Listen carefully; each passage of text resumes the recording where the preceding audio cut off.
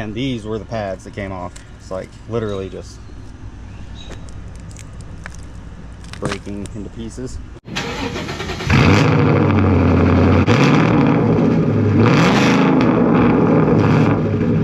And real quick guys, wanted to add to this video, I know a lot of these trucks have drum brakes. This isn't really going to apply to that. You got to buy a whole other kit and do a whole bunch of things to get this to work on that. So this is only for trucks that come factory with the disc brakes. Just wanted to add that in there. Also, I'll leave all the part numbers to everything I've used right here so you guys can see that. I say it later in the video, but I got everything from Rock Auto, so you can go on there, pick whatever you want. If you want to get more expensive stuff, cheaper stuff, whatever you want to do. But this is good quality, mid-range stuff that I always use. So I'll leave that here, and let's get into the video. What's going on guys? Welcome back to another video, or as always, if you're new here, welcome to the channel. Today, we're going to be working on the truck, and as you can see, I got a whole bunch of brake parts here, and this is going to be a part 2 for the big brake upgrade. If you guys remember, a while ago I did the 4-piston 2019 brake upgrade, and don't worry about all this, is dirty, but they're still working great and no complaints there. Well, here recently I have had, it's not this side, it's the other side, the caliper has completely seized up, and it'll still roll, but for one, it's obviously not good for it. Secondly, it makes a lot of noise, and I hate it. So the regular calipers that came in these trucks are a single piston, caliper in the rear. Now I think there's, like, maybe the SS's had a dual piston in the rear for better stopping, and I think a bigger front, but it was still a dual piston in the front. Now I've got a 4-piston in the front, and I'm going to be upgrading to a dual piston rear. And these are the new rotors, and I'll show you when I take one off. These are massive compared to the old rotors. So I've got these, the new rotors, the pads, everything should be plug and play basically, and should be good to go.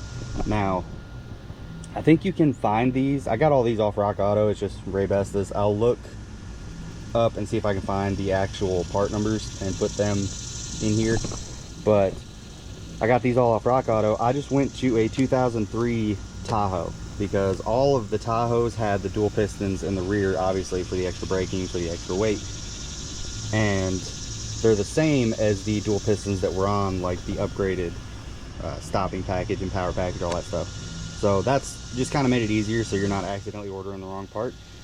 But just ordered all these for a 2003 Tahoe. It's all here. Gonna throw it all on. Should be super simple. I mean, it's just a rotor change. There's no extra brackets. The front involved me shimming a little bit. This shouldn't involve any shimming from where they ride on those pins, and should be fairly straightforward. So I guess let's get this thing jacked up, and I'll probably go ahead and start on the seized up side just because why not. And yeah, we'll get this thing going.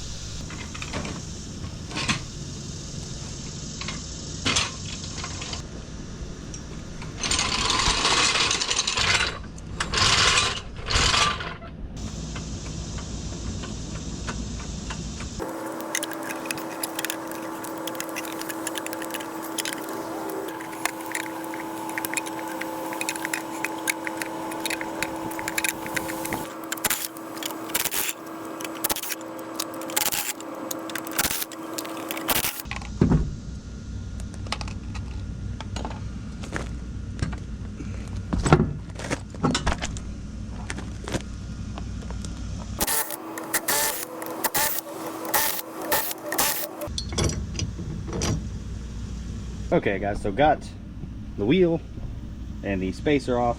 Obviously if you don't have a spacer, you won't worry about the spacer, so all you have to do is take the wheel off. And if you have any questions about that spacer, it's a rough country spacer.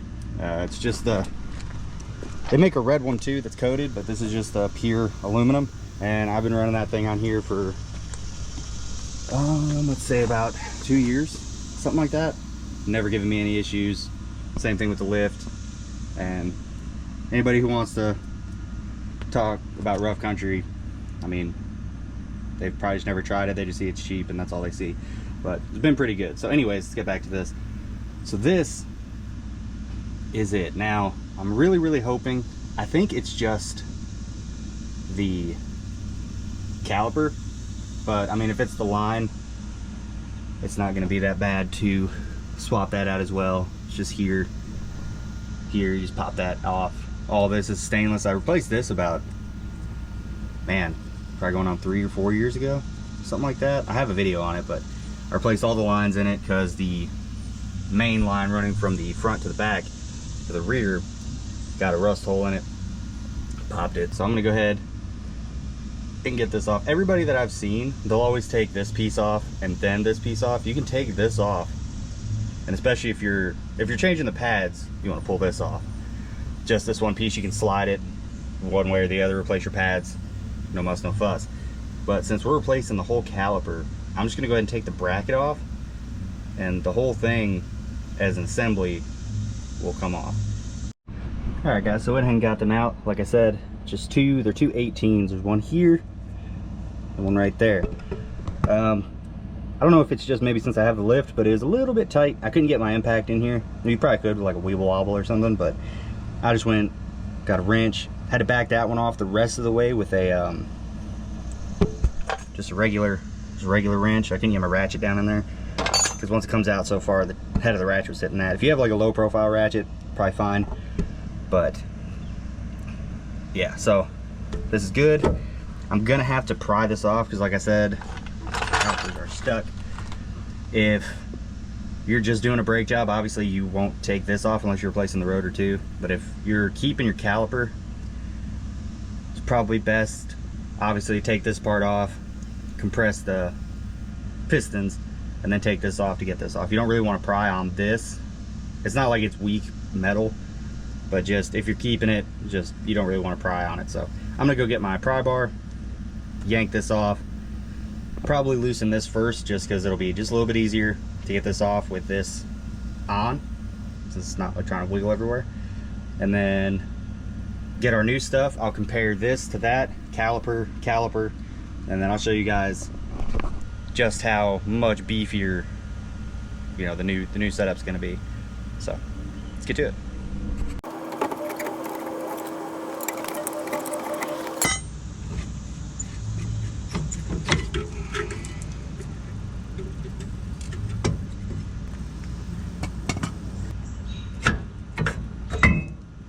Okay guys, so here is the old, and I mean these just fell apart. These kind of blow them out of myself. I didn't really mess with these before, but I'm sure, I think these calipers have issues anyways. Don't want to really get too much brake fluid on the paint.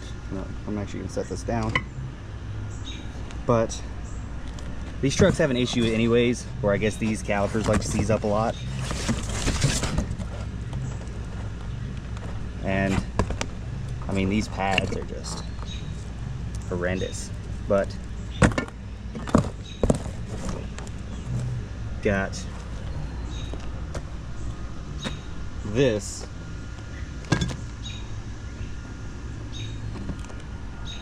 It's gonna be replacing it. Like, this thing is like twice the size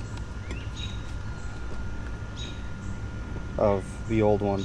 So like it's gonna be a really nice upgrade. So we can get rid of this one. And again, these were the pads that came off. It's like literally just breaking into pieces. So again, I'm gonna say quite a bit of this is on me. I've not been giving this truck the attention it deserves, but I'm gonna have to start driving it now, mainly because my work car died. It's an Altima, you guys know transmissions suck, and the transmission died on me. So got to get this girl up and going because I can't keep taking the wife's car, because we got, if you guys don't know, we have twins on the way. She's getting further along now. I work nights, so she needs a vehicle here in case anything happens. I work about 45 minutes away, so she would have to take off before I could probably get here. depending on how serious it is. But so can't keep taking the wife's car. Really don't want to keep putting miles on that. It's almost at 140,000. I know that doesn't seem like much, especially for me, because almost every single one of my cars have over 200,000. But I don't know, I just don't like putting the miles on it. Makes me sad. Hasn't hit 140,000 yet. It's like 139.2 or something like that. But I just don't want to keep putting the miles on it. And I really need to start driving this thing more. I mean, look at it. It's dirty, and it just doesn't deserve to be sitting there like this. It really kind of, that bums me out too. So definitely gonna start driving this more. Gonna probably drive back and forth to work, and just whenever I can. But anyways, enough rambling. Let's get back into what y'all are here for. So I'm gonna pull one of these rotors out and show you guys the insane like size difference, because it's pretty wild. You see the calipers, it's not too big of a difference. I think it's a little bit bigger here. I'd say maybe it's a little bit, like a teeny bit bigger here from here. But where the size really comes into play is, look at that. All that extra cooling. Now this one may also be a little worn down, just especially because that caliper was seized on it. But I mean, look at the fins in this one compared to that one. So that's another reason you really can't use your same rotors, because those, I don't think they don't close as far as the little ones, obviously. But I mean, just look at that. That's insane. You can be a lot better cooling, a lot better stopping. And again, I don't really do much with this truck, but better to have it not need it than need it not have it, you know. So let's go ahead, throw this on. I'm gonna go ahead, get some brake clean, everything, clean all that up, and start installing the passenger side. Okay, so I am actually gonna take these apart, just because I don't know if these guide pins are greased. I'm just gonna go ahead, pop these apart, grease these pins, probably go ahead and put the main bracket on, and then do my pads and all that good stuff.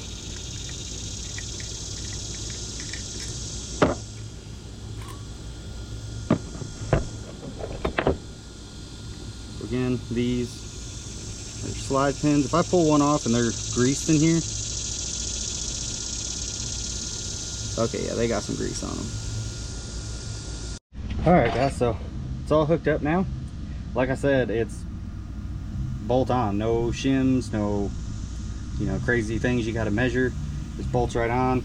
I went ahead and greased those up. I had to re-grease one of the slide pins, because I didn't put the boot on all the way, and when I flipped it, it fell over all into all that nastiness. So I had to wipe it off, re-grease it, but it did come pre-greased.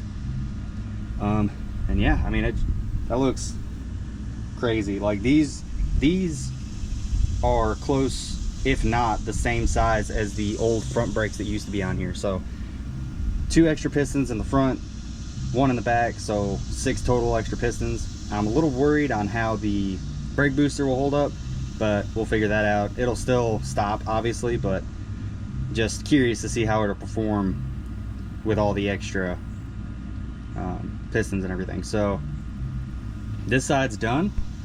Probably gonna leave the wheels off just so it's easier to bleed, but gonna go ahead, hop to the other side. Probably won't film much of that side just because I already did it on this side.